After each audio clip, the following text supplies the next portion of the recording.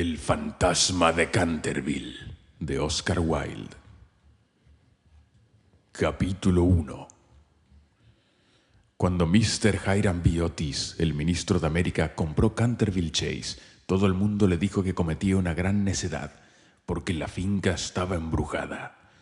Hasta el mismo Lord Canterville, como hombre de la más escrupulosa honradez, se creyó en el deber de participárselo a Mr. Otis, cuando llegaron a discutir las condiciones. «Nosotros mismos», dijo Lord Canterville, «nos hemos resistido en absoluto a vivir en ese sitio desde la época en que mi tía abuela, la duquesa de Bolton, tuvo un desmayo del que nunca se repuso por completo, motivado por el espanto que experimentó al sentir que 2 manos de esqueleto se posaban sobre sus hombros, estando vistiéndose para cenar. Me creo en el deber de decirle, Mr. Otis, que el fantasma ha sido visto por varios miembros de mi familia, que viven actualmente, así como el rector de la parroquia, el reverendo Augusto Dampier, agregado del King's College de Oxford. Después del trágico accidente ocurrido a la duquesa, ninguna de las doncellas quiso quedarse en casa y Lady Canterville no pudo ya conciliar el sueño a causa de los ruidos misteriosos que llegaban del corredor y de la biblioteca. «Milord», respondió el ministro, «adquiriré el inmueble y el fantasma, bajo inventario. Llego de un país moderno en el que podemos tener todo cuanto el dinero es capaz de proporcionar, y esos mozos nuestros, jóvenes y avispados, que recorren de parte a parte el viejo continente, que se llevan los mejores actores de ustedes y sus mejores primadonas. Estoy seguro de que si queda todavía un verdadero fantasma en Europa, vendrán a buscarlo enseguida para colocarlo en uno de nuestros museos públicos o para pasearle por los caminos como un fenómeno». «El fantasma existe.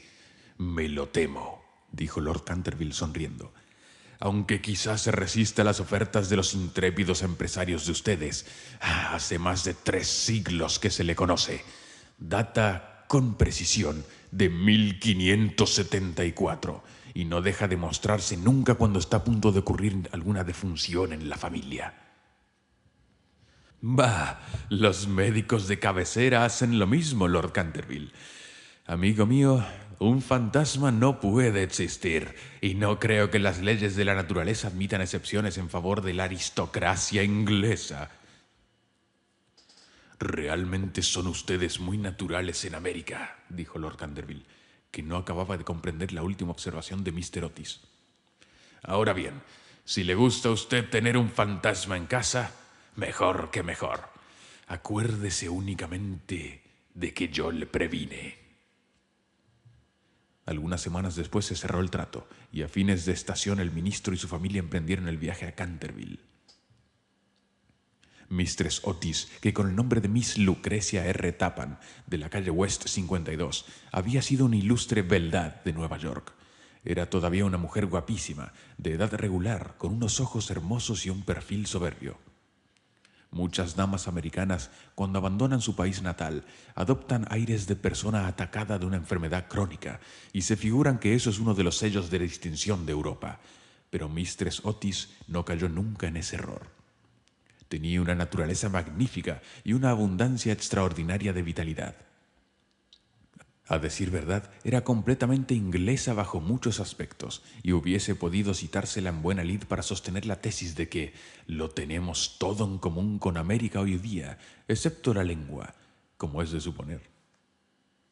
Su hijo mayor, bautizado con el nombre de Washington por sus padres, en un momento de patriotismo que él no cesaba de lamentar, era un muchacho rubio, de bastante buena figura, que se había erigido en candidato a la diplomacia, dirigiendo un cotillón en el casino de Newport durante 3 temporadas seguidas, y aún en Londres pasaba por ser bailarín excepcional. Sus únicas debilidades eran las gardenias y la patria. Aparte de esto, era perfectamente sensato. Miss Virginia E. Otis era una muchachita de 15 años, esbelta y graciosa como un cervatillo, con un bonito aire de despreocupación en sus grandes ojos azules.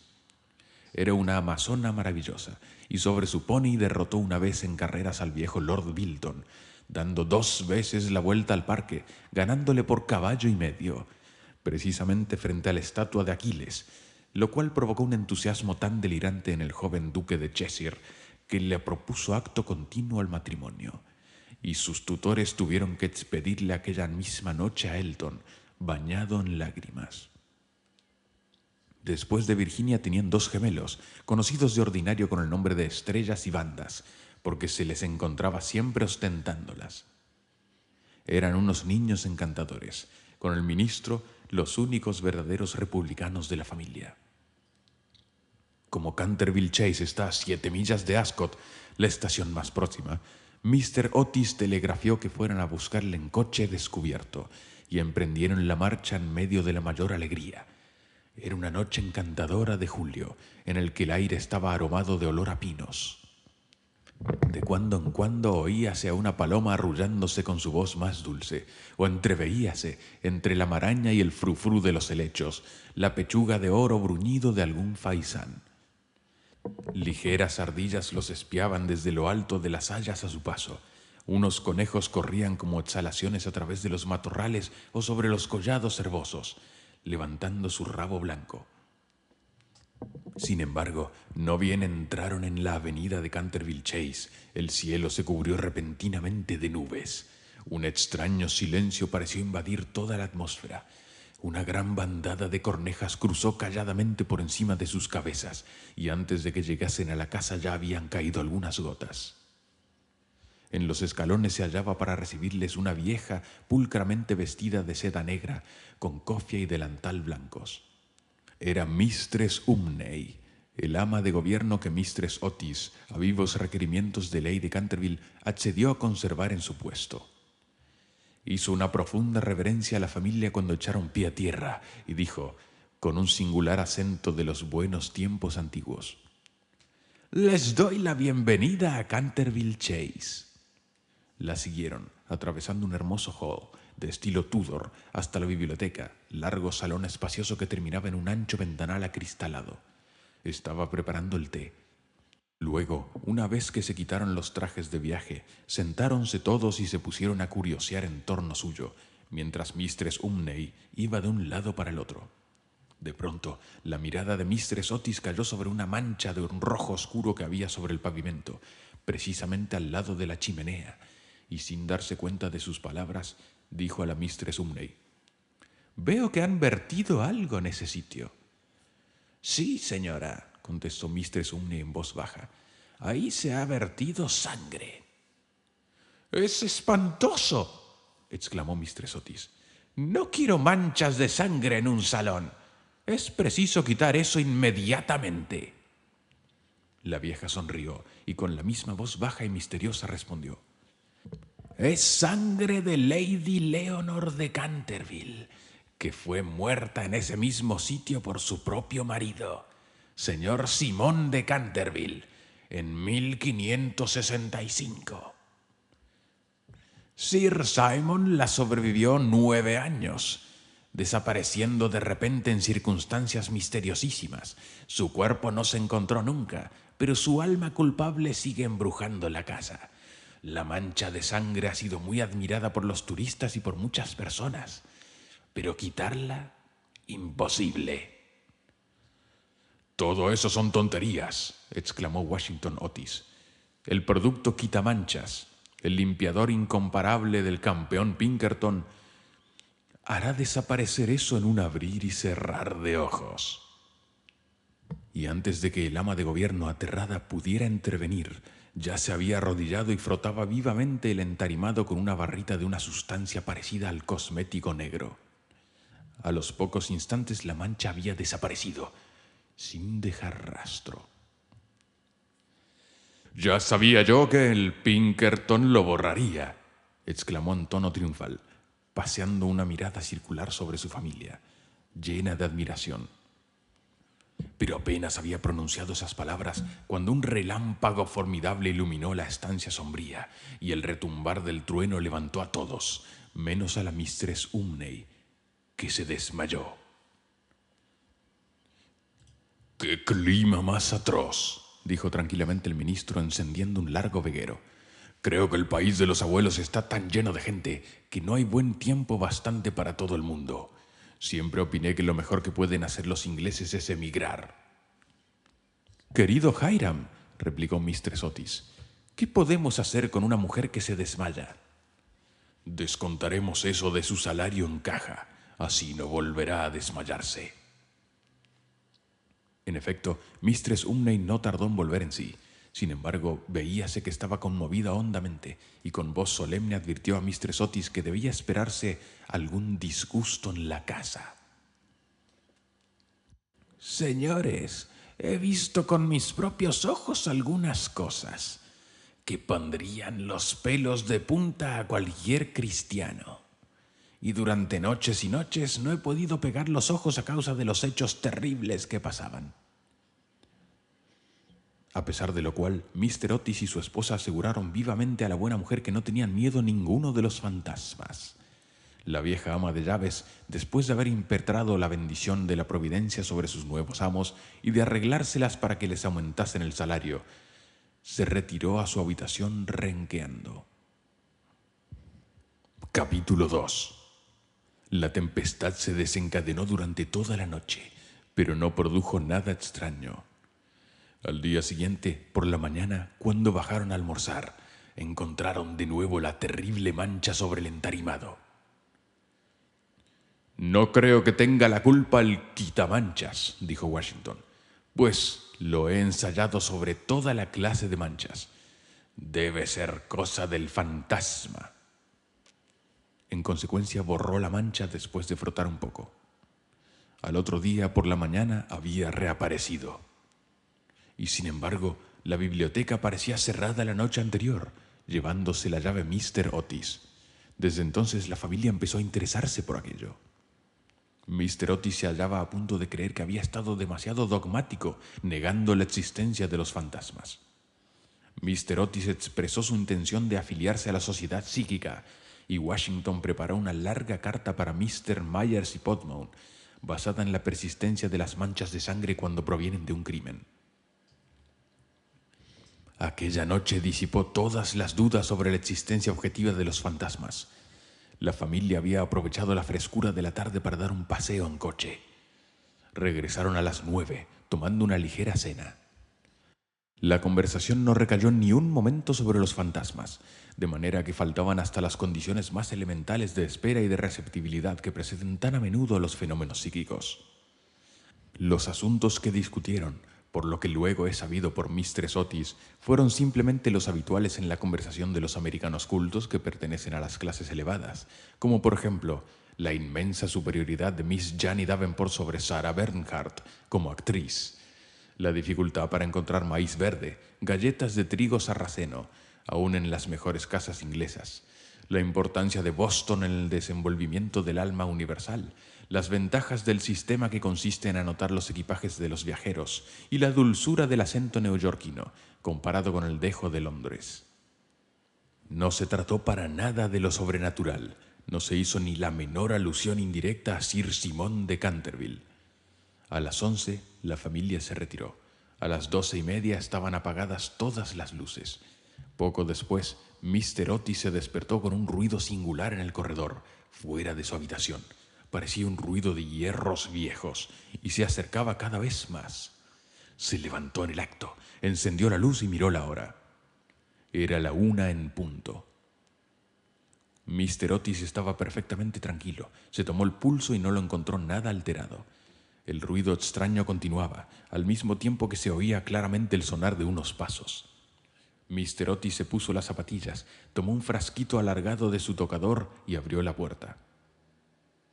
Y vio frente a él, en el pálido claro de luna, a un viejo de aspecto terrible.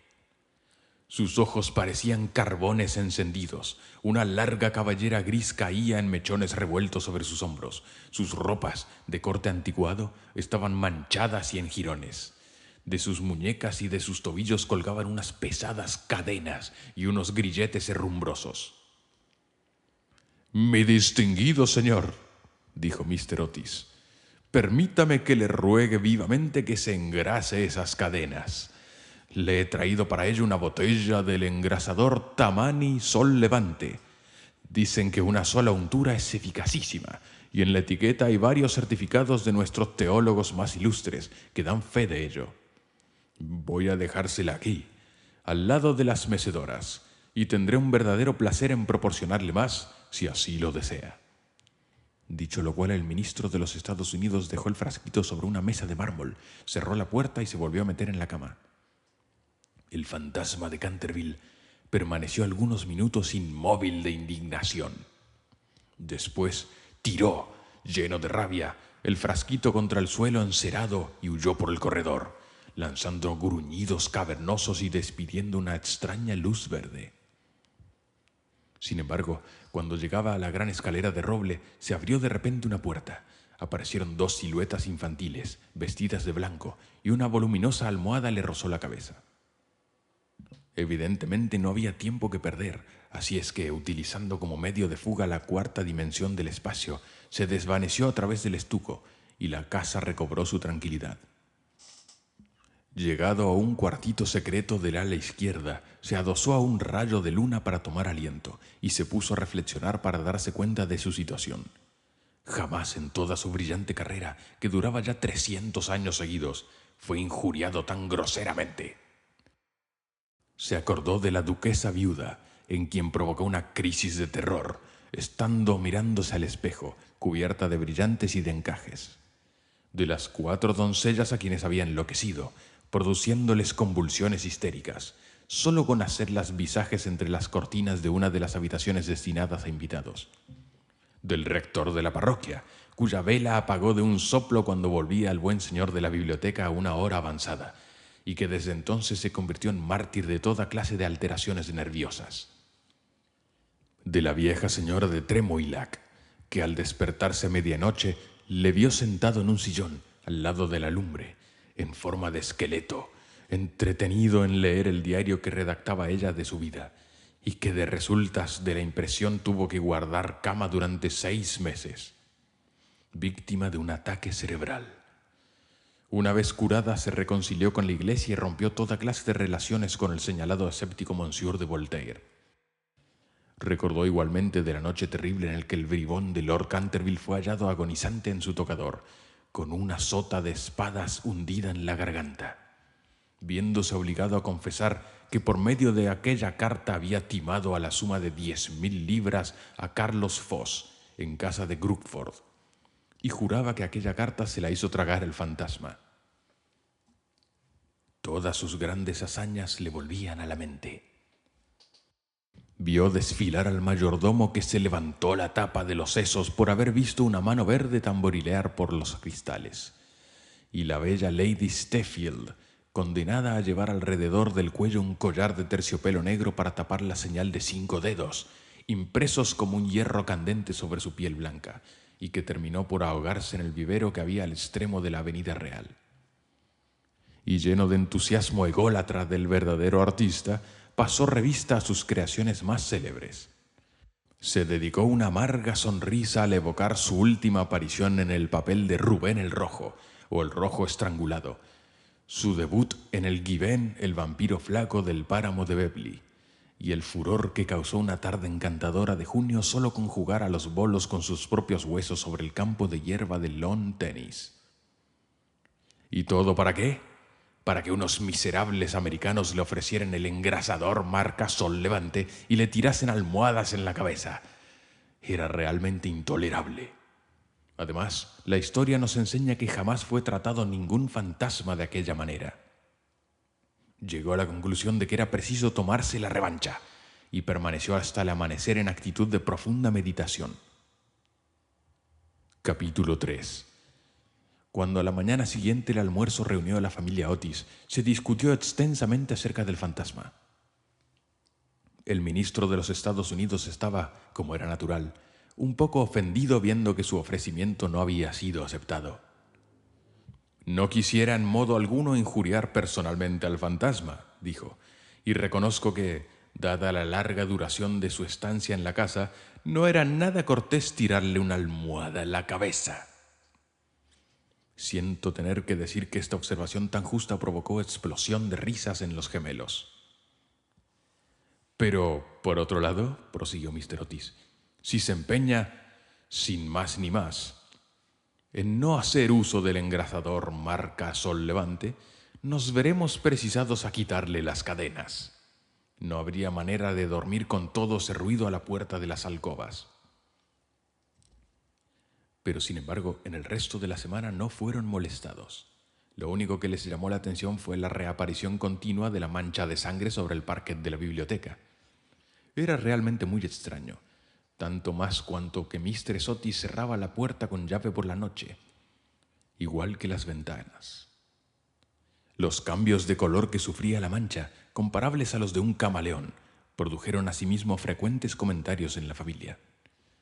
Una mañana era de un rojo oscuro, casi violáceo, otras veces era vermellón, luego de un púrpura espléndido, y un día, cuando bajaron a rezar, según los ritos sencillos de la Iglesia Libre Episcopal Reformada de América, la encontraron de un hermoso verde esmeralda. Como era natural, estos cambios caleidoscópicos divirtieron grandemente a la reunión y hacíase apuestas todas las noches con entera tranquilidad. La única persona que no tomó parte en la broma fue la joven Virginia. Por razones ignoradas, sentíase siempre impresionada ante la mancha de sangre, y estuvo a punto de llorar la mañana que apareció verde esmeralda. El fantasma hizo su aparición el domingo por la noche. Al poco tiempo de estar todos ellos acostados, les alarmó un enorme estrépito que se oyó en el hall. Bajaron apresuradamente y se encontraron con que una armadura completa se había desprendido de su soporte, cayendo sobre las losas. Cerca de allí, sentado en un sillón de alto respaldo, el fantasma de Canterville se restregaba las rodillas, con una expresión de agudo dolor sobre su rostro. Los gemelos, que se habían provisto de sus cañas de majuelos, le lanzaron inmediatamente 2 huesos, con esa seguridad de puntería que solo se adquiere a fuerza de largos y pacientes ejercicios sobre el profesor de caligrafía. Mientras tanto, el ministro de los Estados Unidos mantenía al fantasma bajo la amenaza de su revólver y, conforme a la etiqueta californiana, le instaba a levantar los brazos. El fantasma se alzó bruscamente, lanzando un grito de furor salvaje, y se disipó en medio de ellos, como una niebla, apagando de paso la vela de Washington Otis y dejándolos a todos en la mayor oscuridad. Cuando llegó a lo alto de la escalera, una vez dueño de sí, se decidió a lanzar su célebre repique de carcajadas satánicas. Contaba la gente que aquello hizo encanecer en una sola noche al peluquín de Lord Racker, y que no necesitaron más de 3 sucesivas amas de gobierno para decidirse a dimitir antes de terminar el primer mes en su cargo. Por consiguiente, lanzó una carcajada más horrible, despertando paulatinamente los ecos en las antiguas bóvedas. Pero apagados estos, se abrió una puerta y apareció, vestida de azul claro, Mistress Otis. «Me temo», dijo la dama, «que usted está indispuesto. Y aquí le traigo un frasco de la tintura del doctor Dobell. Si se trata de una indigestión, esto le sentará bien». El fantasma la miró con ojos llameantes de furor y se creyó en el deber de metamorfosearse en un gran perro negro. Era un truco que le había dado una reputación merecedísima y al cual atribuía la idiotez incurable del tío de Lord Canterville, el honorable Thomas Horton. Pero un ruido de pasos que se acercaban le hizo vacilar en su cruel determinación y se contentó en convolverse en un poco fosforescente. Enseguida se desvaneció, después de lanzar un gemido sepulcral, porque los gemelos iban a darle alcance. Una vez en su habitación sintióse destrozado, presa de la agitación más violenta. La ordinariez de los gemelos, el grosero materialismo de Mistress Otis, todo aquello resultaba realmente vejatorio. Pero lo que más le humillaba era no tener ya fuerzas para llevar una armadura. Contaba con hacer impresión aún en unos americanos modernos, con hacerles estremecer a la vista de un espectro acorazado, ya que, no por motivos razonables, al menos por deferencia hacia su poeta nacional Longfellow, cuyas poesías, delicadas y atrayentes, habíanle ayudado con frecuencia a matar el tiempo, mientras los Canterville estaban en Londres. Además, era su propia armadura. La llevó con éxito en el torneo de Kenilworth, siendo felicitado calurosamente por la reina virgen en persona. Pero cuando quiso ponérsela, quedó aplastado por completo con el peso de la enorme coraza y del yelmo de acero, y se desplomó pesadamente sobre las losas de piedra, despellejándose las rodillas y contusionándose la muñeca derecha. Durante varios días estuvo malísimo y no pudo salir de su morada más de lo necesario para mantener en buen estado la mancha de sangre.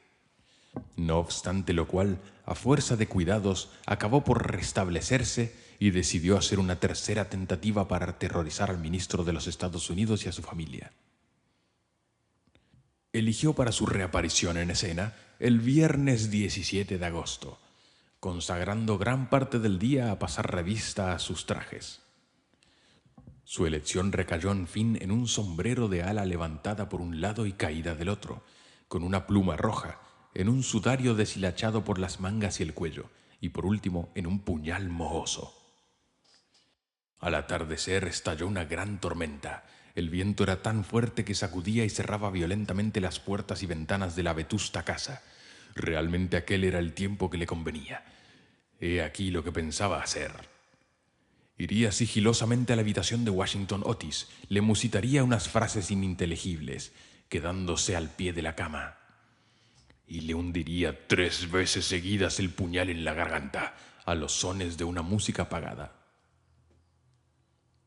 Odiaba todo sobre Washington, porque sabía perfectamente que era él quien acostumbraba a quitar la famosa mancha de sangre de Canterville, empleando el limpiador incomparable de Pinkerton. Después de reducir al temerario, al despreocupado joven, entraría en la habitación que ocupaba el ministro de los Estados Unidos y su mujer. Una vez allí, colocará una mano viscosa sobre la frente de Mistress Otis y al mismo tiempo murmuraría con voz sorda al oído del ministro tembloroso los secretos terribles del osario. En cuanto a la pequeña Virginia, aún no tenía decidido nada. No lo había insultado nunca. Era bonita y cariñosa. Unos cuantos gruñidos sordos que saliesen del armario le parecerían más que suficientes. Y si no bastaban para despertarla, llegaría hasta tirarla de la puntita de la nariz con sus dedos rígidos por la parálisis. A los gemelos estaba resuelto a darles una lección. Lo primero que haría sería sentarse sobre sus pechos, con el objetivo de producirles la sensación de pesadilla. Luego, aprovechando que sus camas estaban muy juntas, se alzaría en el espacio libre entre ellas, con el aspecto de un cadáver verde y frío como el hielo, hasta que se quedaran paralizados de terror. Enseguida, tirando bruscamente su sudario, daría la vuelta al dormitorio en 4 patas, como un esqueleto blanqueado por el tiempo, moviendo los ojos de sus órbitas, en su creación de Daniel el Mudo o el esqueleto del suicida, papel en el cual hizo un gran efecto en varias ocasiones. Creía estar tan bien en este como en su otro papel de Martín el Demente o el Misterio Enmascarado. A las 10:30 oyó subir a la familia a acostarse. Durante algunos instantes le inquietaron las tumultuosas carcajadas de los gemelos, que se divertían evidentemente con su loca alegría de colegiales antes de meterse a la cama. Pero a las 11:15 quedó nuevamente en silencio, y cuando sonaron las 12 se puso en camino. La lechuza chocaba contra los cristales de la ventana, el cuervo crasitaba en el hueco de un tejo centenario y el viento gemía vagando alrededor de la casa, como un alma en pena, pero la familia Otis dormía, sin sospechar la suerte que les esperaba. Oía con toda claridad los ronquidos regulares del ministro de los Estados Unidos, que dominaban el ruido de la lluvia y de la tormenta. Se deslizó furtivamente a través del estuco. Una sonrisa perversa se dibujaba sobre su boca cruel y arrugada, y la luna escondió su rostro tras una nube cuando pasó delante de la gran ventana ojival, sobre la que estaban representadas en azul y oro sus propias armas y las de su esposa asesinada. Seguía andando siempre, deslizándose como una sombra funesta, que parecía hacer retroceder de espanto a las mismas tinieblas en su camino. En un momento dado le pareció oír que alguien le llamaba. Se detuvo, pero era tan solo un perro que ladraba en la granja roja. Prosiguió su marcha, refunfuñando extraños juramentos del siglo XVI y blandiendo de cuando en cuando el puñal enmohecido en el aire del medianoche. Por fin llegó a la esquina del pasillo que conducía a la habitación de Washington. Ahí hizo una breve parada. El viento agitaba en torno de su cabeza sus largos mechones grises y ceñía en pliegues grotescos y fantásticos el horror indecible del fúnebre sudario. Sonó entonces el cuarto en el reloj. Comprendió que había llegado el momento. Se dedicó una risotada y dio la vuelta a la esquina, pero apenas lo hizo retrocedió, lanzando un gemido lastimero de terror y escondiendo su cara lívida entre sus largas manos huesudas. Frente a él había un horrible espectro, inmóvil como una estatua, monstruoso como la pesadilla de un loco. La cabeza del espectro era pelada y reluciente, su faz redonda, carnosa y blanca. Una risa horrorosa parecía retorcer sus rasgos en una mueca eterna. Por los ojos brotaba a oleadas una luz escarlata. La boca tenía el aspecto de un ancho pozo de fuego. Y una vestidura horrible, como la de él, como la del mismo Simón, envolvía con su nieve silenciosa aquella forma gigantesca. Sobre el pecho tenía colgado un cartel con una inscripción en caracteres extraños y antiguos. Quizá era un rótulo infamante, donde estaban escritos delitos espantosos, una terrible lista de crímenes. Tenía, por último, en su mano derecha una cimitarra de acero resplandeciente. Como no había visto nunca fantasmas hasta aquel día, sintió un pánico terrible y, después de lanzar a toda prisa una segunda mirada sobre el monstruo atroz, regresó a su habitación, trompicando en el sudario que lo envolvía. Cruzó la galería corriendo y acabó por dejar caer el puñal enmohecido en las botas de montar del ministro, donde lo encontró el mayordomo al día siguiente. Una vez refugiado en su retiro, se desplomó sobre un reducido catre de tijera, tapándose la cabeza con las sábanas. Pero al cabo de un momento, el valor indomable de los antiguos Canterville se despertó en él y tomó la resolución de hablar al otro fantasma en cuanto amaneciese. Por consiguiente, no bien el alba plateó las colinas con su contacto, volvió al sitio en el que había visto por primera vez al horroroso fantasma. Pensaba que, después de todo, dos fantasmas valían más que uno solo, y que con ayuda de su nuevo amigo podía contender victoriosamente a los gemelos. Pero cuando llegó al sitio, hallóse en presencia de un espectáculo terrible. Sucedíale algo indudablemente al espectro, porque la luz había desaparecido por completo de sus órbitas. La cimitarra centellante se había caído de su mano y estaba recostado sobre la pared en una actitud forzada e incómoda. Simón se precipitó hacia adelante y lo cogió en sus brazos. Pero cuál no sería su terror viendo despegarse la cabeza y rodar por el suelo, mientras el cuerpo tomaba la posición supina, y notó que abrazaba una cortina blanca de lienzo grueso que yacía a sus pies, y una escoba, un machete de cocina y una calabaza vacía. Sin poder comprender aquella curiosa transformación, cogió con mano febril el cartel, leyendo a la claridad grisácea de la mañana estas palabras terribles. He aquí el fantasma Otis, el único espíritu auténtico y verdadero. Desconfiad de las imitaciones. Todos los demás están falsificados. Y la entera verdad se le apareció como un relámpago. Había sido burlado, chasqueado, engañado. La expresión característica de los Canterville reapareció en sus ojos. Apretó las mandíbulas desdentadas y, levantando por encima de su cabeza sus manos amarillas, juró, según el ritual pintoresco de la antigua escuela, que cuando el gallo tocara por 2 veces el cuerno de su alegre llamada, se consumarían sangrientas hazañas, y el crimen, de callado paso, saldría de su retiro. No había terminado de formular este juramento terrible cuando de una alquería lejana, de tejado de ladrillo rojo, salió el canto de un gallo. Largó una larga risotada, lenta y amarga, y esperó.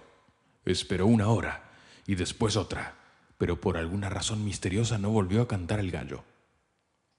Por fin, a eso de las 7:30, la llegada de las criadas le obligó a abandonar su terrible guardia y regresó a su morada.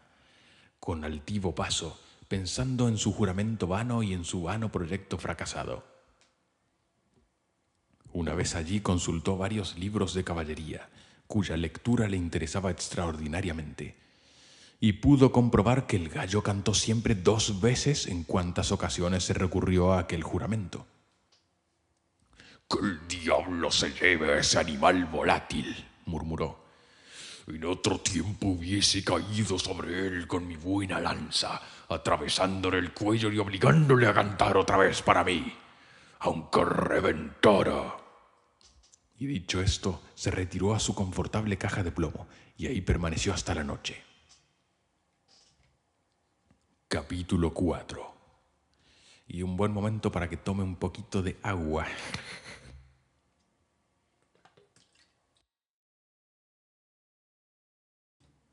Al día siguiente, el fantasma se sintió muy débil, muy cansado. Las terribles emociones de las 4 últimas semanas empezaban a producir su efecto. Tenía el sistema nervioso completamente alterado y temblaba al más ligero ruido.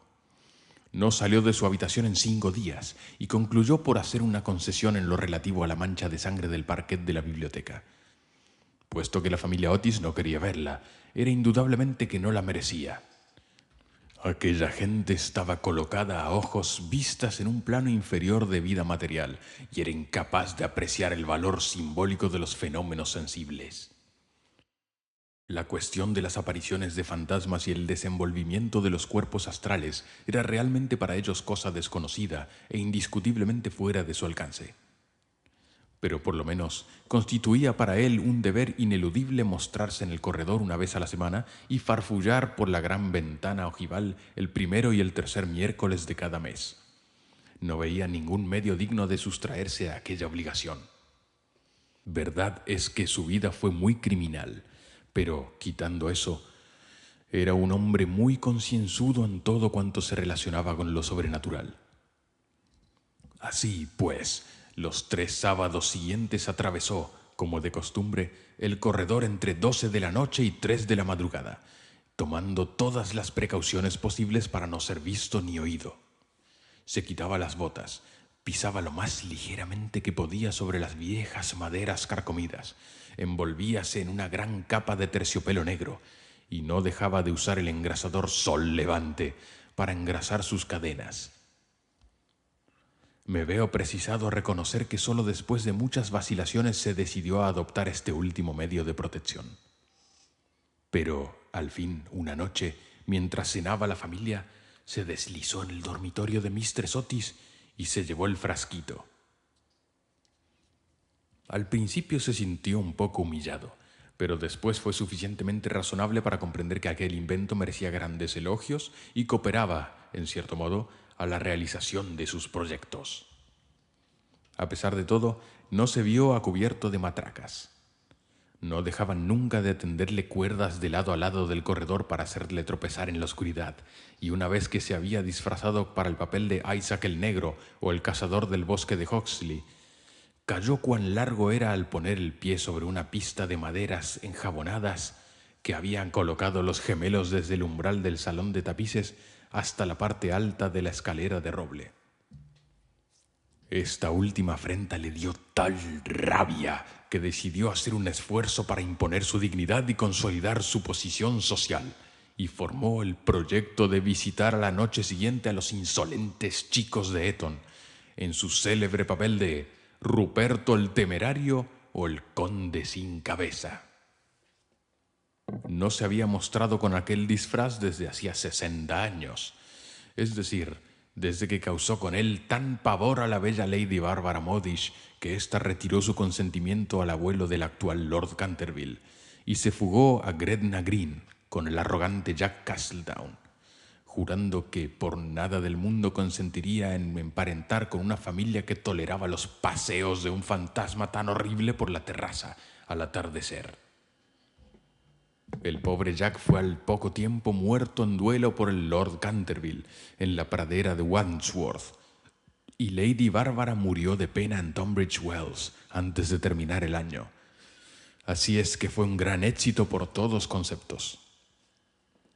Sin embargo, era, permitiéndome emplear un término de argot teatral para aplicarlo a uno de los mayores misterios del mundo sobrenatural, o en lenguaje más científico, del mundo superior a la naturaleza. Era, repito, una creación de las más difíciles y necesitó sus 3 buenas horas para terminar los preparativos. Por fin todo estuvo listo y él contentísimo de su disfraz. Las grandes botas de montar que hacían juego con el traje eran, eso sí, un poco holgadas para él, y no pudo encontrar más que una de las 2 pistolas del arzón. Pero en general quedó satisfechísimo, y a la 1:15 pasó a través del estuco y bajó a corredor. Cuando estuvo cerca de la habitación ocupada por los gemelos, a la que llamaré el dormitorio azul, por el color de sus cortinajes, se encontró con la puerta entreabierta. A fin de hacer una entrada sensacional, la empujó con violencia, pero se le vino encima una jarra de agua que le empapó hasta los huesos, no dándole en el hombro por unos milímetros. Al mismo tiempo oyó unas risas sofocadas que partían de la doble cama con dosel. Su sistema nervioso sufrió tal conmoción que regresó a sus habitaciones a todo escape, y al día siguiente tuvo que permanecer en la cama con un fuerte reuma.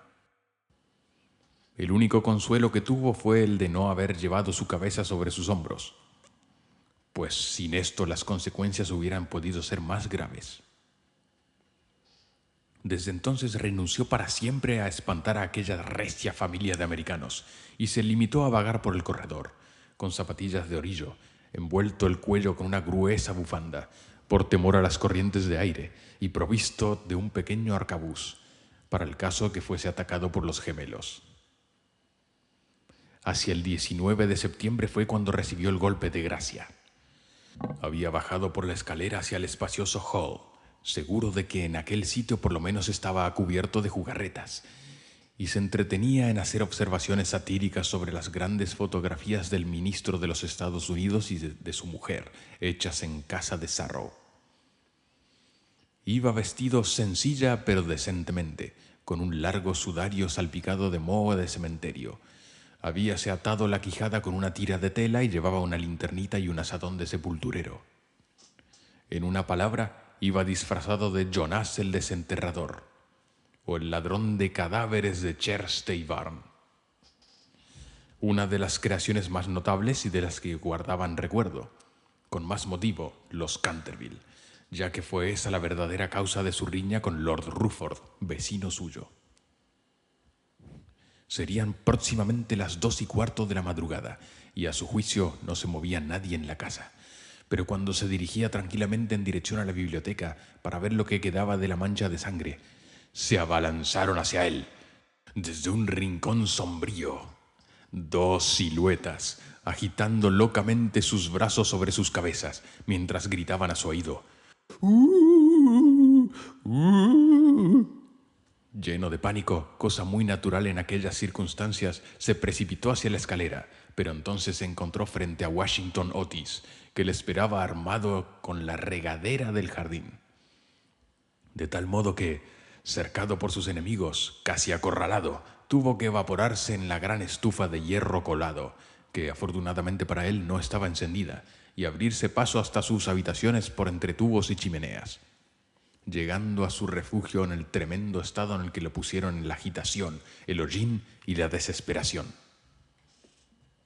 Desde aquella noche no volvió a vérsele nunca de expedición nocturna. Los gemelos se quedaron muchas veces en acecho para sorprenderle, sembrando la cáscara de nuez los corredores todas las noches, con una gran molestia de sus padres y criados. Pero fue inútil. Su amor propio estaba profundamente herido, sin duda, y no quería mostrarse.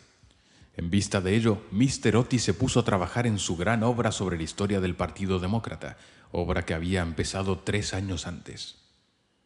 Mistress Otis organizó un clam bake extraordinario, del que se habló en toda la comarca. Los niños se dedicaron a jugar a la barra, al écarté, al póker y a otras diversiones nacionales de América. Virginia dio paseos a caballo por las carreteras, en compañía del duquesito de Cheshire, que se hallaba en Canterville pasando su última semana de vacaciones. Todo el mundo se figuraba que el fantasma había desaparecido, hasta el punto en el que Mr. Otis escribió una carta a Lord Canterville para comunicárselo, y recibió en contestación otra carta en la que éste le testimoniaba el placer que le producía la noticia, y enviaba sus más sinceras felicitaciones a la digna esposa del ministro. Pero los Otis se equivocaban. El fantasma seguía en la casa, y aunque se hallaba muy delicado, no estaba dispuesto a retirarse, sobre todo después de saber que figuraba entre los invitados el duquesito de Cheshire, cuyo tío, Lord Francis Stilton, apostó una vez con el coronel Carbury a que jugaría a los dados con el fantasma de Canterville. A la mañana siguiente se encontraron Lord Stilton tendido sobre el suelo del salón de juego en un estado de parálisis tal que, a pesar de la edad avanzada que alcanzó, no pudo ya nunca pronunciar más palabras que estas. 6 doble. Esta historia era muy conocida en un tiempo, aunque, en atención a los sentimientos de dos familias notables, se hiciera todo lo posible para ocultarla. Y existe un relato detallado de todo lo referente a ella en el tomo 3 de las Memorias de Lord Tuttle sobre el príncipe regente y sus amigos. Desde entonces, el fantasma deseaba vivamente probar que no había perdido su influencia sobre los Stilton, con lo que además estaba emparentado por matrimonio, pues una prima suya se casó en segundas nupcias con el señor Bulkeley, del que descienden en línea directa, como todo el mundo lo sabe, los duques de Cheshire. Por consiguiente, hizo sus preparativos para mostrarse al pequeño enamorado de Virginia en su famoso papel de fraile vampiro o el benedictino desangrado. Era un espectáculo espantoso que cuando la vieja Lady Starbury se lo vio representar, es decir, en víspera del año nuevo de 1764, empezó a lanzar chillidos agudos que tuvieron por resultado un fuerte ataque de apoplejía y su fallecimiento al cabo de 3 días. No sin que desheredara antes a los Canterville y legase todo su dinero a su farmacéutico en Londres. Pero a última hora, el terror que le inspiraban los gemelos le retuvo en su habitación, y el duquesito durmió tranquilo en el gran lecho con dosel coronado de plumas del dormitorio real, soñando con Virginia. Capítulo 5. Virginia y su adorador de cabello rizado dieron, unos días después, un paseo a caballo por los prados de Brockley, paseo en el que ella desgarró su vestido de amazona al saltar un seto, de tal manera que, de vuelta a su casa, entró por una escalera de detrás para que no la viesen. Al pasar corriendo por delante de la puerta del salón de tapices, que estaba abierta de par en par, le pareció ver a alguien dentro. Pensó que sería la doncella de su madre, que iba con frecuencia a trabajar en esa habitación. Asomó la cabeza para encargarle que le cosiese el vestido. Pero con gran sorpresa suya, quien estaba allí era el fantasma de Canterville en persona. Habíase acomodado ante la ventana, contemplando el oro llameante de los árboles amarillentos que revoloteaban por el aire, las hojas enrojecidas que bailaban locamente a lo largo de la gran avenida. Tenía la cabeza apoyada en una mano, y toda su actitud revelaba el desaliento más profundo.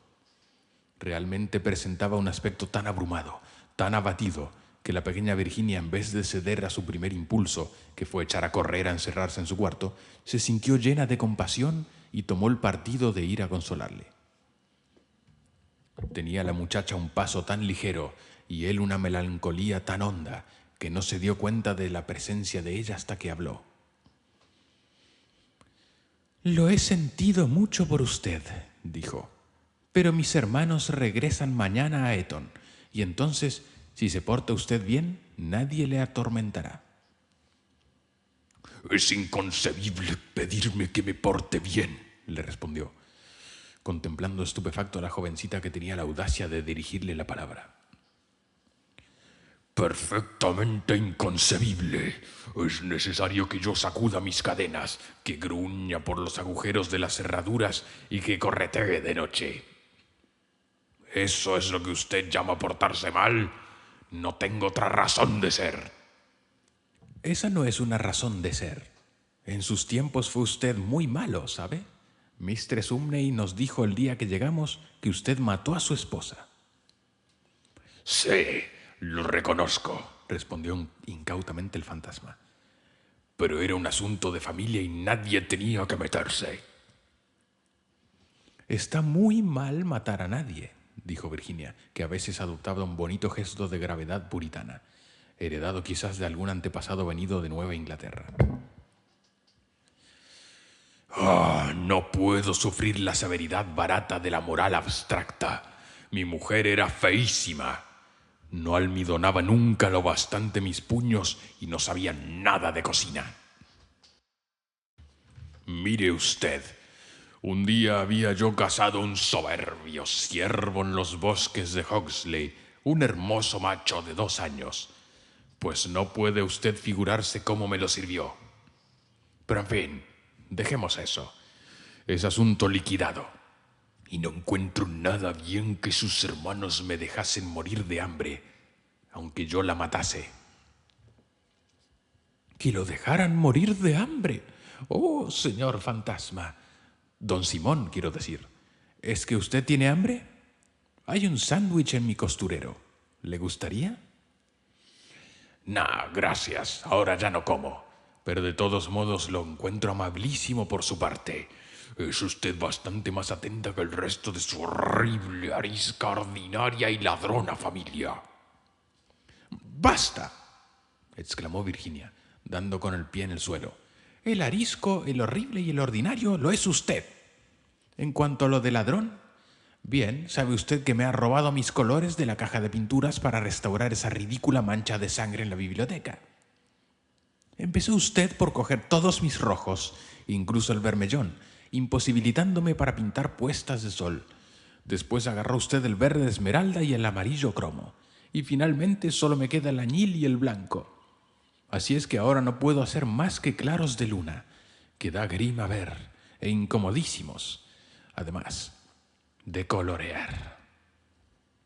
Y no le he acusado, aun estando fastidiada y a pesar de que todas esas cosas son completamente ridículas. ¿Se ha visto alguna vez sangre color verde esmeralda? Vamos a ver, dijo el fantasma con cierta dulzura. ¿Y qué iba yo a hacer? Es dificilísimo en los tiempos actuales agenciarse sangre de verdad. Y ya que su hermano empezó con su quitamanchas incomparable, no veo por qué no iba yo a emplear los colores de usted para resistir. En cuanto al tono, es cuestión de gusto. Así, por ejemplo, los Canterville tienen sangre azul, la sangre más azul que existe en Inglaterra, aunque ya sé que ustedes los americanos no hacen el menor caso de esas cosas. No sabe usted nada, y lo mejor que puede hacer es emigrar. Y así se formará idea de algo. Mi padre tendrá un verdadero gusto en proporcionarle un pasaje gratuito, y aunque haya derechos de puertas elevadísimos sobre toda clase de cosas, no le pondrán dificultades en la aduana. Y una vez en Nueva York, puede usted contar con un gran éxito. Conozco infinidad de personas que darían $100,000 por tener antepasados y que sacrificarían mayor cantidad aún por tener un fantasma de familia. Creo que no me divertiría mucho en América.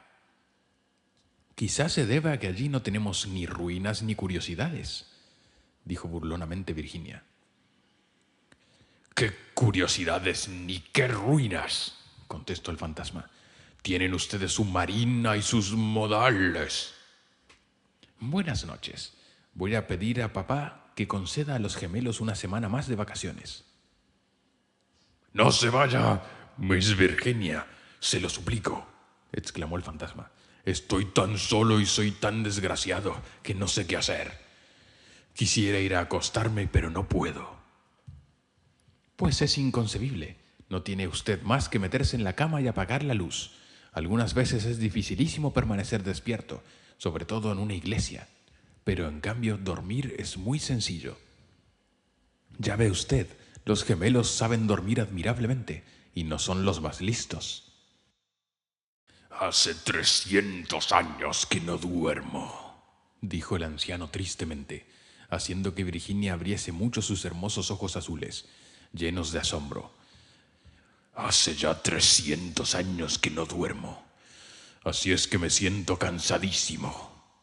Virginia adoptó un grave continente, y sus finos labios se movieron como pétalos de rosa.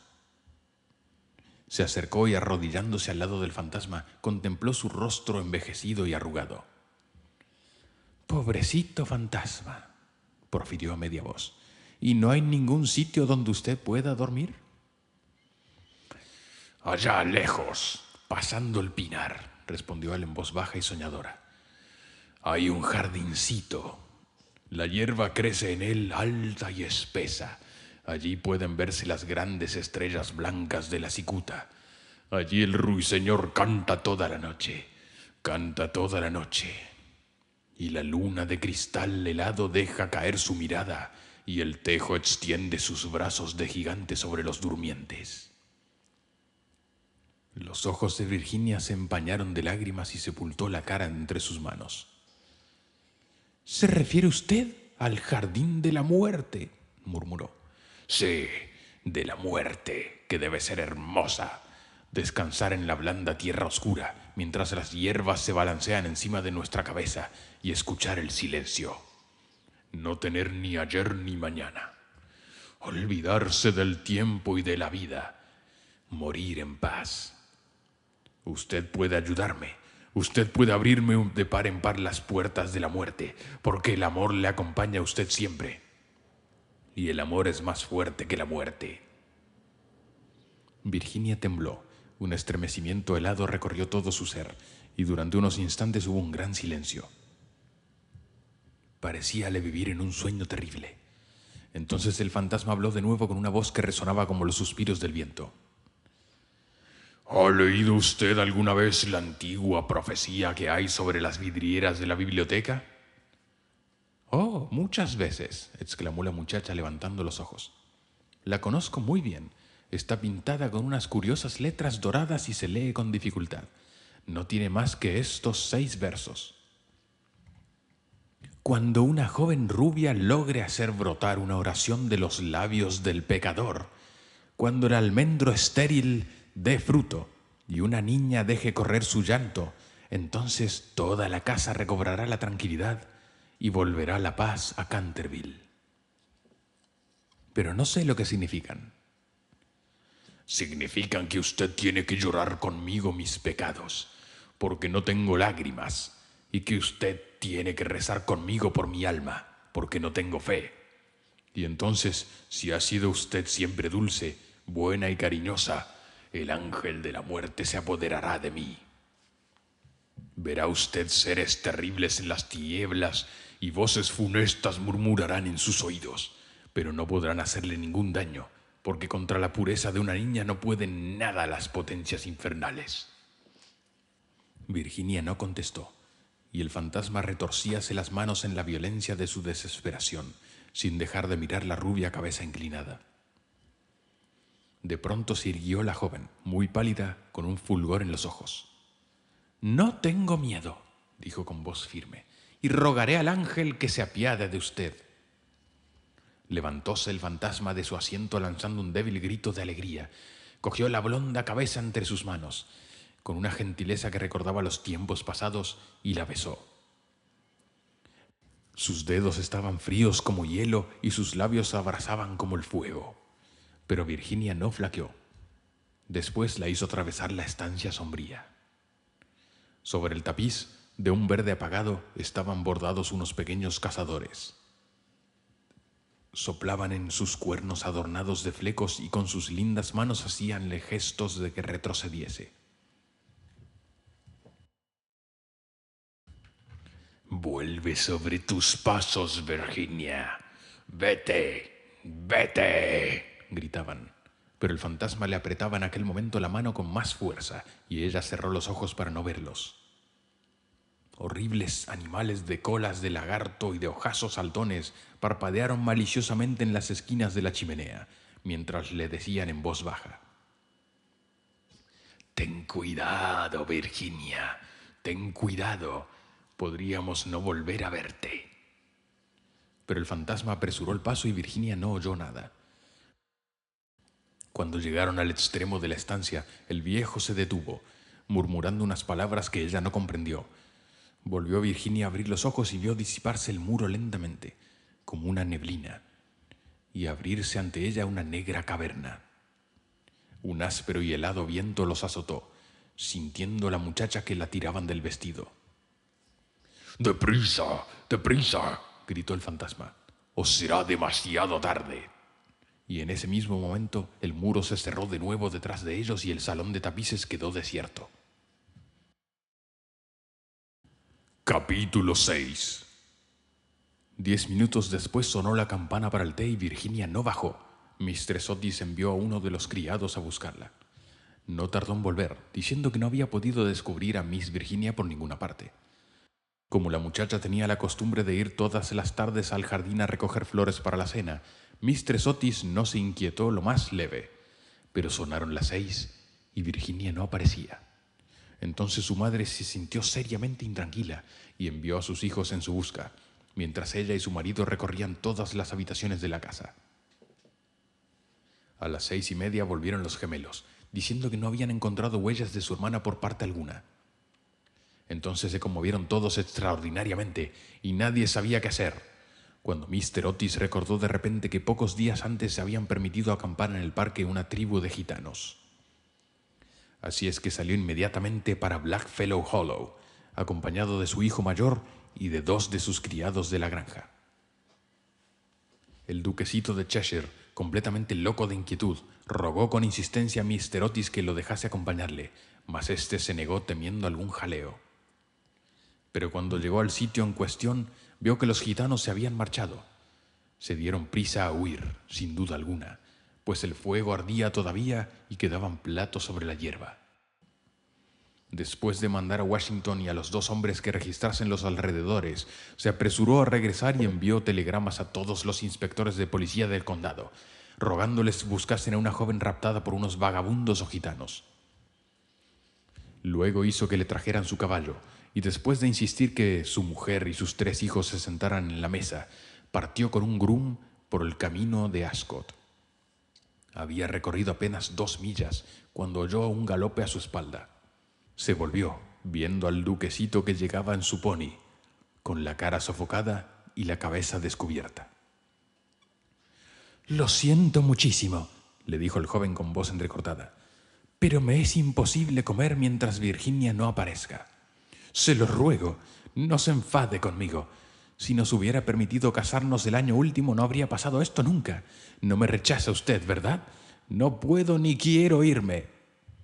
El ministro no pudo menos que dirigir una sonrisa a aquel mozo guapo y atolondrado, conmovidísimo ante la abnegación que mostraba por Virginia. Inclinándose sobre su caballo, le acarició los hombros bondadosamente y le dijo: «Pues bien, Cecil, ya que insiste usted en venir, no me queda más remedio que admitirle en mi compañía. Pero, eso sí, tengo que comprarle un sombrero en Ascot». «¡Al diablo sombreros! ¡Lo que quiero es Virginia!», exclamó el duquesito riendo. Y acto seguido galoparon hasta la estación. Una vez allí, Mr. Otis preguntó al jefe si no habían visto en el andén de salida a una joven cuyas señas correspondiesen con las de Virginia, pero no averiguó nada sobre ella. No obstante lo cual, el jefe de la estación expidió telegramas a las estaciones del trayecto, ascendentes y descendentes, y le prometió ejercer una vigilancia minuciosa. Enseguida, después de comprar un sombrero para el duquesito en la tienda de novedades que se disponía a cerrar, Mr. Otis cabalgó hasta Betley, pueblo situado 4 millas más allá, y que según le dijeron era muy frecuentado por los gitanos. Hicieron levantarse al guarda rural, pero no pudieron conseguir ningún dato de él. Así es que, después de atravesar la plaza, los 2 jinetes tomaron otra vez el camino a casa, llegando a Canterville a eso de las 11, rendidos de cansancio y con el corazón desgarrado por la inquietud. Se encontraron allí con Washington y los gemelos, esperándolos a la puerta con linternas, porque la avenida estaba muy oscura. No se había descubierto la menor señal de Virginia. Los gitanos fueron alcanzados en el prado de Brockley, pero no estaba la joven entre ellos. Explicaron la prisa de su marcha, diciendo que se habían equivocado el día en que debía celebrarse la feria de Chorlton, y que el temor de llegar tarde les obligó a darse prisa. Además, parecieron desconsolados por la desaparición de Virginia, pues estaban agradecidísimos a Mr. Otis por haberles permitido acampar en su parque. 4 de ellos se quedaron detrás para tomar parte en las pesquisas. Se hizo vaciar el estanque de las carpas, Registraron la finca en todos los sentidos, pero no consiguieron nada. Era evidente que Virginia estaba perdida, al menos por aquella noche, y fue con un aire de profundo abatimiento como entraron en casa Mr. Otis y los jóvenes, seguidos del groom, que llevaba de las bridas al caballo y al pony. En el hall, encontrándose con el grupo de criados llenos de terror. La pobre Mistress Otis estaba tumbada sobre un sofá de la biblioteca, casi loca de espanto y de ansiedad, y la vieja ama de gobierno le humedecía la frente con agua de colonia. Fue una comida tristísima, no se hablaba apenas, y hasta los mismos gemelos parecían despavoridos y consternados, pues querían mucho a su hermana. Cuando terminaron, Mr. Otis, a pesar de los ruegos del duquesito, mandó a que todo el mundo se acostase, ya que no podía hacer cosa alguna aquella noche. Al día siguiente telegrafiaría a Scotland Yard para que pusieran inmediatamente varios detectives a su disposición. Pero he aquí que en el preciso momento en el que salían del comedor, sonaron las 12 en reloj de la torre. Apenas acababan de extinguirse las vibraciones de la última campanada, cuando oyóse un crujido acompañado de un grito penetrante. Un trueno formidable bamboleó la casa. Una melodía que no tenía nada de terrenal flotó en el aire. Un lienzo de la pared se desplegó bruscamente en lo alto de la escalera, y sobre el rellano, muy pálida, casi blanca, apareció Virginia, llevando en la mano una cajita. Inmediatamente se precipitaron todos hacia ella. Mistress Otis la estrechó apasionadamente contra su corazón. El duquesito casi la ahogó con la violencia de sus besos, y los gemelos ejecutaron una danza de guerra salvaje alrededor del grupo. ¡Oh, hija mía! ¿Dónde te habías metido?, dijo Mr. Otis, bastante enfadado, creyendo que les había querido dar una broma a todos ellos. Cecil y yo hemos registrado toda la comarca en busca tuya, y tu madre ha estado a punto de morirse de espanto. No vuelvas a dar bromitas de ese género a nadie. ¡Menos al fantasma! ¡Menos al fantasma!, gritaron los gemelos, continuando sus cabriolas. Hija mía querida, gracias a Dios que te hemos encontrado. Ya no nos volveremos a separar, murmuraba Mistress Otis, besando a la muchacha, toda trémula y acariciando sus cabellos de oro, que se desparramaban sobre sus hombros. Papá, dijo dulcemente Virginia, estaba con el fantasma. Ha muerto ya. Es preciso que vayáis a verle.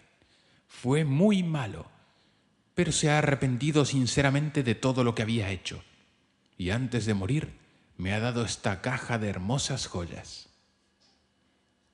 Toda la familia la contempló muda y aterrada, pero ella tenía un aire muy solemne y muy serio.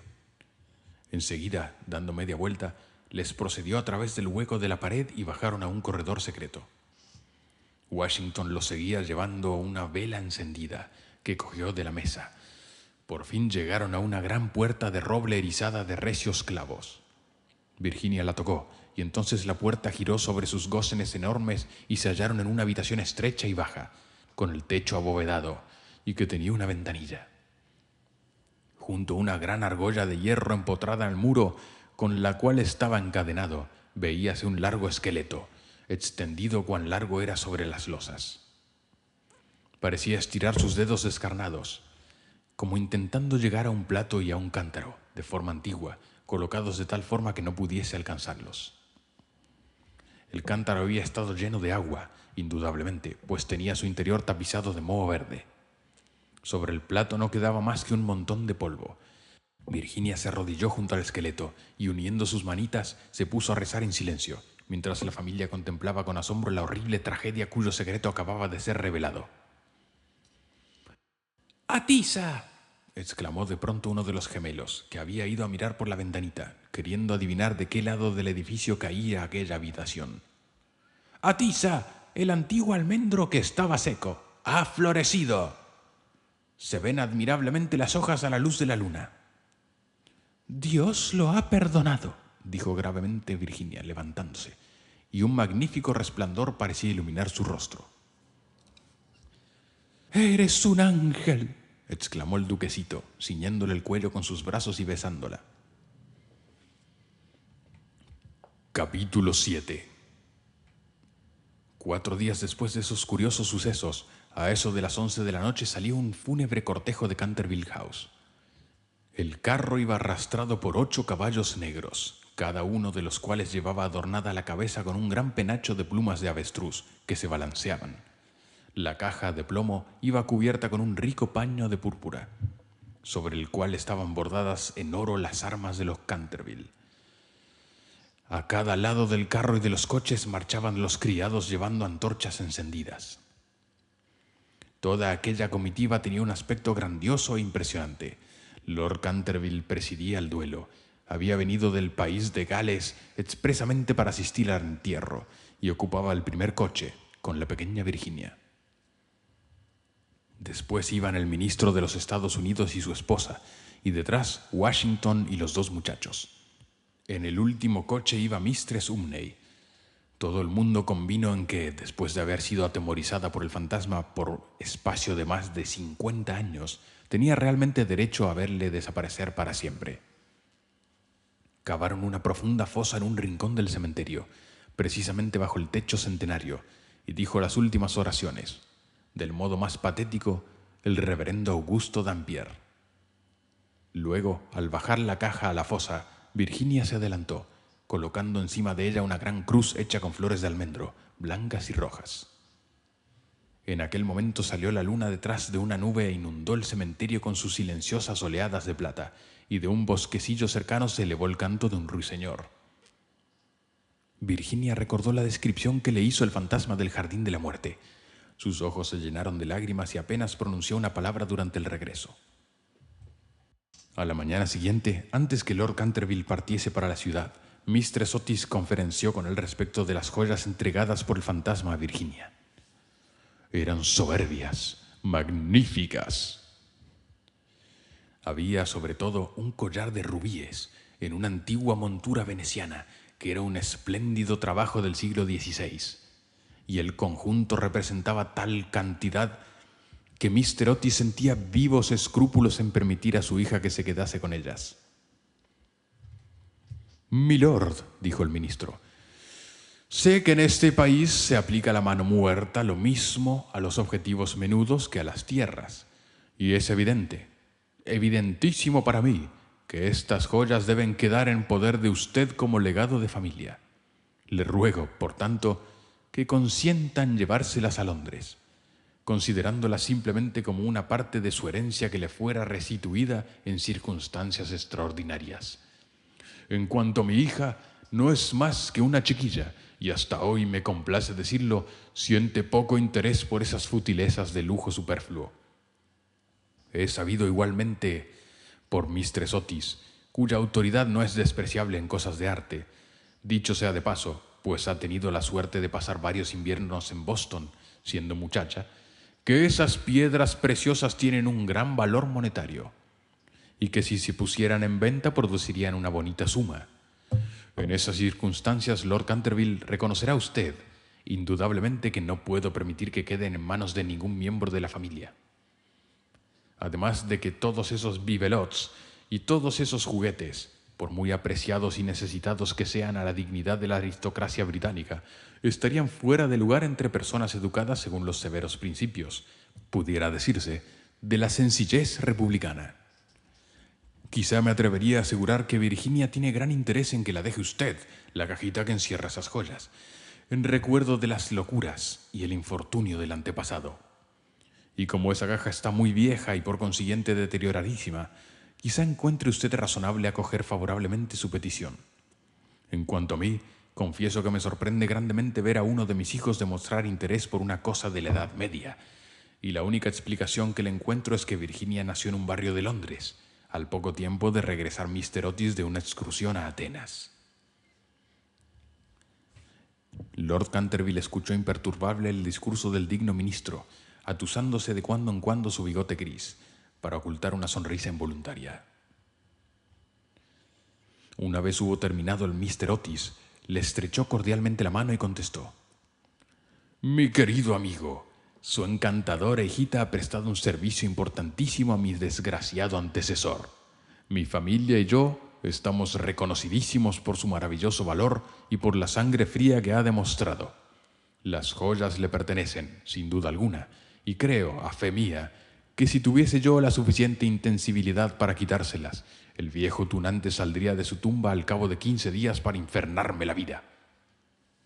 En cuanto a que sean joyas de familia, no podrían serlo sino después de estar especificadas como tales en un testamento, en forma legal, y la existencia de estas joyas permaneció siempre ignorada. Le aseguro que son tan mías como de su mayordomo. Cuando Miss Virginia sea mayor, sospecho que le encantará tener cosas tan lindas que llevar. Además, Mr. Otis, olvida usted que adquirió usted el inmueble y el fantasma bajo inventario. De modo que todo lo que le pertenece al fantasma le pertenece a usted. A pesar de las pruebas de actividad que ha dado Sir Simón por el corredor, no por eso deja de estar menos muerto, desde el punto de vista legal, y su compra le hace a usted dueño de lo que le pertenecía a él. Mr. Otis se quedó muy preocupado ante la negativa de Lord Canterville y le rogó que reflexionara nuevamente su decisión. Pero el excelente par se mantuvo firme y terminó por convencer al ministro de que aceptase el regalo del fantasma. Cuando, en primavera de 1890, la duquesita de Cheshire fue presentada por primera vez ante la recepción de la reina, con motivo de su casamiento, sus joyas fueron motivo de general admiración, porque Virginia fue agradecida como el tortil o lambrequín de baronía, que se otorga como recompensa a todas las americanitas juiciosas, y se casó con su novio en cuanto éste tuvo edad para ello.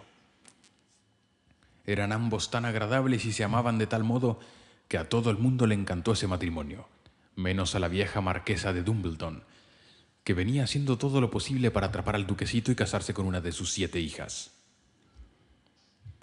Para conseguirlo dio lo menos 3 grandes comidas costosísimas.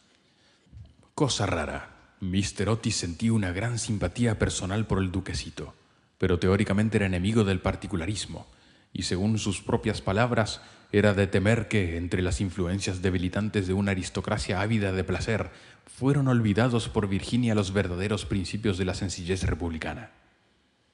Pero nadie hizo caso de sus observaciones, y cuando avanzó por la nave lateral de la iglesia de San Jorge en Hanover Square, llevando a su hija del brazo, no había hombre más orgulloso en toda Inglaterra. Después de la luna de miel, el duque y la duquesa regresaron a Canterville Chase, y al día siguiente de su llegada por la tarde, fueron a dar una vuelta por el cementerio solitario próximo al Pinar. Al principio le preocupó mucho lo relativo a la inscripción que debía grabarse sobre la losa fúnebre de Sir Simón, pero concluyeron que decir que se pondrían simplemente las iniciales del viejo gentilhombre y los versos escritos en la ventana de la biblioteca. La duquesa llevaba unas rosas magníficas que desparramó sobre la tumba. Después de permanecer allí un rato, pasaron por las ruinas del claustro de la antigua abadía. La duquesa se sentó sobre una columna caída, mientras su marido, recostado a sus pies y fumando un cigarrillo, contemplaba sus lindos ojos. De pronto tiró el cigarrillo y tomándole de la mano le dijo: «Virginia, una mujer no debe tener secretos con su marido». «Y no los tengo, querido Cecil». «Sí los tienes», respondió sonriendo. «No me has dicho nunca lo que sucedió mientras estuviste encerrada con el fantasma». «Ni se lo he dicho a nadie», replicó gravemente Virginia. «Ya lo sé, pero bien me los podrías decir a mí». «Cecil, te ruego que no me lo preguntes. No puedo realmente decírtelo. Pobre Sir Simón, le debo mucho». «Sí, no te rías, Cecil. Le debo mucho realmente. Me hizo ver lo que es la vida, lo que significa la muerte y por qué el amor es más fuerte que la muerte». El duque se levantó para besar amorosamente a su mujer. «Puedes guardar tu secreto mientras yo posea tu corazón», dijo a media voz. «Siempre fue tuyo. Y se lo dirás algún día a nuestros hijos, ¿verdad?». Virginia se ruborizó.